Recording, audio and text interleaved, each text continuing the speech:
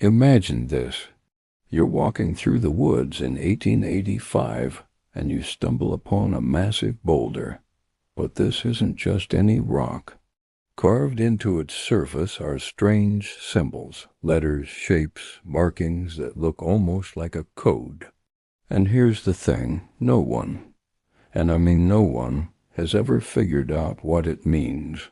Historians have tried for centuries and failed. Cryptographers have analyzed it. Linguists have studied it. Conspiracy theorists have had a field day with it, but the message, still a mystery. This isn't some ancient artifact from a lost civilization. This rock was carved in the United States, in Massachusetts, and despite being discovered over 100 years ago, we're no closer to understanding it today than we were back then. So what's written on this rock? Who put it there? And why has it stumped some of the brightest minds in the world? Today, we're re-diving into one of America's most baffling unsolved mysteries, the Dighton Rock, a message carved in stone that still has no meaning. Let's get into it. Part 1. The Discovery. The Dighton Rock sits on the banks of the Taunton River in Massachusetts. It's a 40-ton chunk of gray sandstone, about 11 feet long and 5 feet wide. And covering one side of this massive boulder is a collection of mysterious carvings. Now, the rock itself has probably been there for thousands of years. But the carvings? That's where things get interesting. The first written record of the rock comes from 1680, when a reverend named John Danforth made a sketch of the markings. But here's the kicker: Native Americans in the area had known about the rock long before that.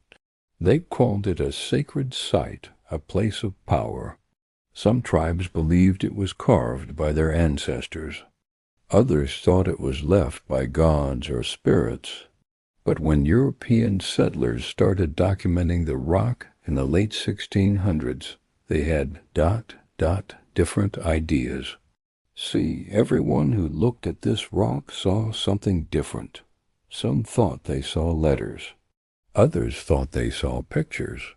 Some claimed to see ships, animals, even human figures.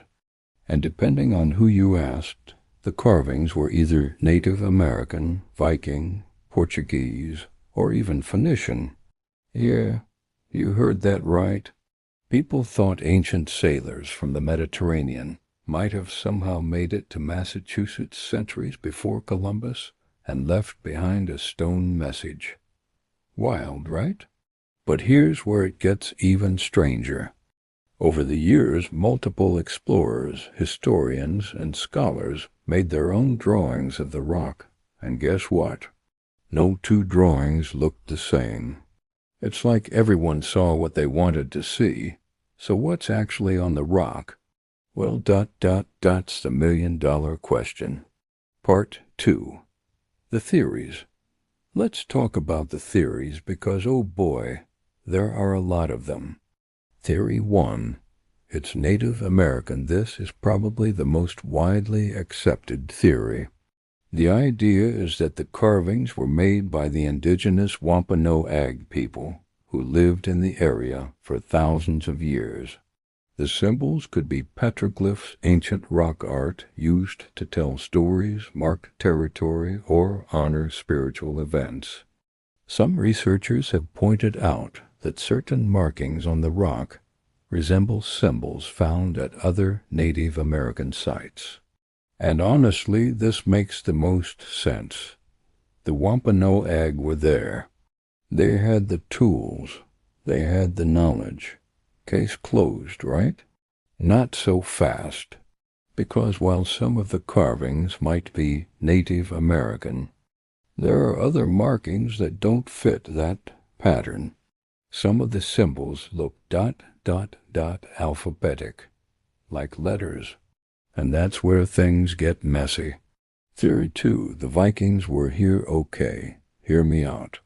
This theory suggests that Norse explorers made it to Massachusetts long before Columbus. And while that might sound crazy, we know the Vikings reached North America around the year 1000. They established a settlement in Newfoundland called L'Anse aux Meadows. So it's not completely impossible that they sailed further south. Supporters of this theory claim that some of the markings on Dighton Rock resemble Norse runes. They say the carvings could be a record of a Viking expedition, maybe a territorial marker or a memorial stone. But here's just the problem. Actual runologists, the people who study ancient Norse writing, have looked at the rock and said, "Nah, that's not runes. The symbols don't match up. The grammar doesn't work. It's just ... not Viking." Still, the theory refuses to die because people love the idea of Vikings in New England. Theory 3. The Portuguese got there first now. This one's a fan favorite. In the early 1500s, Portuguese explorers were sailing all over the Atlantic.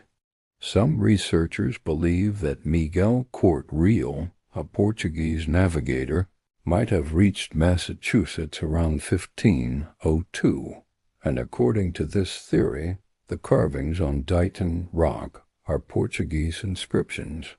In fact, in the 1920s, a historian named Edmund de la Barre claimed he could see the date 1511 and the name Miguel Corte-Real carved into the rock.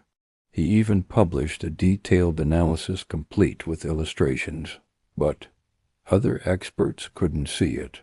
They said de la Barre was projecting, seeing patterns that weren't really there. It's like looking at clouds and seeing shapes. Your brain fills in the blanks. Theory 4. Phoenicians, really? All right, this one's a little out there. Some people believe that ancient Phoenician sailors, traders from the Mediterranean, who lived over 2,000 years ago, somehow crossed the Atlantic and left markings on Dighton Rock. Why? Because a few of the symbols sorta resemble Phoenician letters. But linguists have pretty much debunked this. The symbols don't form any coherent Phoenician words, and there's zero archaeological evidence of Phoenicians in North America. So yeah, this theory is mostly just wishful thinking. Problem 1. The rock has been damaged. Over the centuries, the Dighton Rock has been exposed to weather, erosion, and, let's be honest, vandals. People have touched it, scratched it, and even tried to add their own carvings.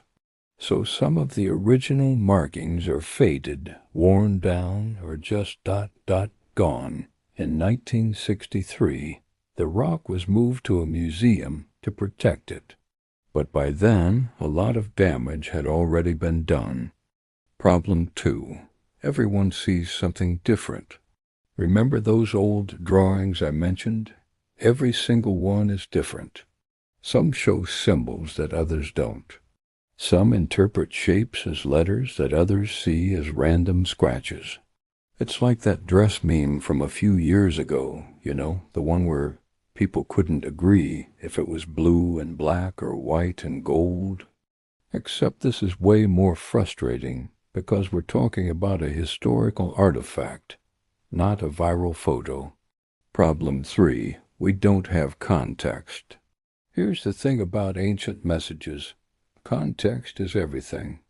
If we found a similar carving in Norway, we'd assume it was Norse. If we found it in Portugal, we'd assume it was Portuguese. But this rock is in Massachusetts, a place where multiple cultures intersected. So without knowing who made it, we can't even begin to decode what it says. And that's assuming it's even a message. What if it's just ... art? What if it's not meant to mean anything at all? Fast forward to today. You'd think with all our modern technology, 3D scanning, digital imaging, AI analysis, we'd be able to crack this thing, right? Well, sort of. In recent years, researchers have used advanced techniques to study the rock in detail. They've created high-resolution scans and compared the carvings to other known scripts and symbols from around the world. And you know what they found? Nothing conclusive. The markings are just too ambiguous. Some researchers now believe the rock has carvings from multiple time periods and multiple cultures, meaning it could be a palimpsest of rock that different groups carved on over hundreds or even thousands of years. So the Native Americans might have carved some symbols. Then maybe European explorers added more. Then someone else came along and added even more. And over time, the whole thing became an unreadable mess. It's kind of poetic, actually.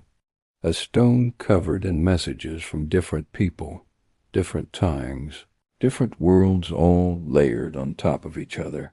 None of them fully understood. So here we are, over 300 years after the first written record of the Dighton Rock, and we still don't know what it means. Maybe it's a Native American petroglyph. Maybe it's a Viking memorial. Maybe it's a Portuguese explorer's signature. Or maybe it's all of the above, a chaotic tapestry of human history etched into stone. But here's what I think is the real story. The Dighton Rock isn't just about the message. It's about the mystery. It's about the fact that, despite all our knowledge and technology, there are still things we don't understand. And maybe that's okay, because sometimes the journey to find the answer is more interesting than the answer itself. So what do you think? Who carved the Dighton Rock, and why? Let me know in the comments. And if you enjoyed this deep dive into one of history's strangest unsolved mysteries, make sure to hit that subscribe button. There's a lot more where this came from. Thanks for watching. I'll see you in the next one.